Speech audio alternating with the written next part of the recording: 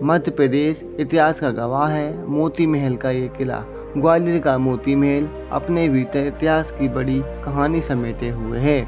मोती महल का निर्माण 19वीं शताब्दी में सिंधिया घराने के राजा जयाजीराव सिंधिया जी ने कराया था। महाराजाओं की शान और शौकत की मिसाल रहा है मोती महल। आज़ादी के बाद विधानसभा बना था। 1947 में जब देश की आज़ादी मिली थी, तो इसके बाद ग्वालियर को मध्य प्रदेश की राजधानी बनाया गया। राजनीति जानकर केशव पांडे ने बताया कि 1947 में तत्कालीन राज प्रमुख महाराज जीवाजी राव सिंधिया ने मध्य भारत के पहले मुख्यमंत्री लीलाधर जोशी को शपथ दिलाई थी। सन 1947 से 31 अक्टूबर 1956 तक मोती महल मध्य भारत राज्य की विधानसभा रही है। ग्वालियर के किले की पहचान 7 समंदर पार भी अदब है, लेकिन ग्वालियर शहर के किले के अलावा भी कई और चीज़ों के लिए प्रसिद्ध है। उन्हीं में से एक मोती महल। रियासती कालीन में दौरान में मोती महल सिंधिया राज्य का सचिवालय रहा था। आज़ादी के बाद 1947 में मध्य भारत राज्य की स्थापना के साथ मोती महल को विधानसभा बनाया गया।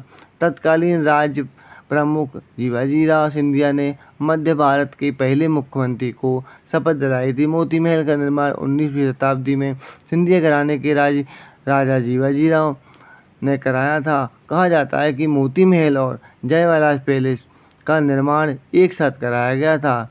जय विलास पैलेस जहां महाराजा ने के रहने की जगह थी, वो वहीं मोती महल को प्रशासनिक कामकाज की देखरेख के लिहाज से तैयार किया गया। यही वजह है कि इसे सिंधियाओं का सचिवालय भी कहा जाता है। सबसे अहम बात यह है कि कभी महाराज की शान और शौकत की मिसाल रहा मोती महल। आज़ादी की विधानसभा बनाया गया था 1947 में। जब देश को आज़ादी मिली तो इसके बाद ग्वालियर को मध्य भारत की राजधानी बनाया गया। उस वक्त भी इसी मोती महल के मध्य भारत की विधानसभा बैठा था करती थी। मध्य भारत में छोटी बड़ी 22 रियायतें शामिल थीं। राजीव जैसी जानकारी केशव पांडे ने बताया कि 1947 के तत्कालीन राज प्रमुख महाराज जीवाजीराव ने मध्य भारत के पहले लीलाधर जोशी को शपथ दिलाई थी। मध्य 1957 के मोती महल मध्य भारत राज्य की विधानसभा रही है। सिंधिया रियासत ने सोने से जड़े दरबार हाल में लगती थी। विधानसभा राजसभाएं में दौर में जीवाजीराव सिंधिया ने मोती महल बनवाया था। महल में 1203 कमरे, 52 चौक हैं और 9 बावड़ियाँ हैं। मोती महल के अंदर बने दीवान ए आदम और दीवान ए खास में सामंतों की बैठकें किया लगते थे और रियासत की रीत रिवाज तय होने थी। मोती महल को मोती महल के नाम से दिया गया जाने लगा। दिलचस्प कहानी है। कहते हैं कि सिंधिया राजाओं को मोती महल मोतियों का राजा कहा जाता था। लिहाजा जब उन्होंने इस महल का निर्माण कराया तो लोगों ने इसे मोती महल में कहना शुरू कर दिया और फिर इसका नाम मोती महल हो गया। मोती महल के अंदर जाकर देखें तो इसे मोती महल कहने में शायद ही किसी को ही गुजरे हो। दीवाने आदम और दीवाने खास की खूबसूरती इस कदर है कि वह देखते ही मंत्रमुग्ध हो जाएं।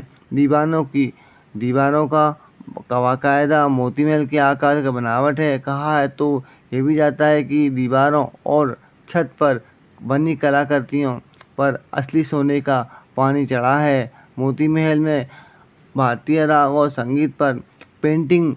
मोती महल की तीसरी मंजिल पर बना एक कमरा आज भी सैलानियों के लिए आकर्षण केंद्र बना हुआ है।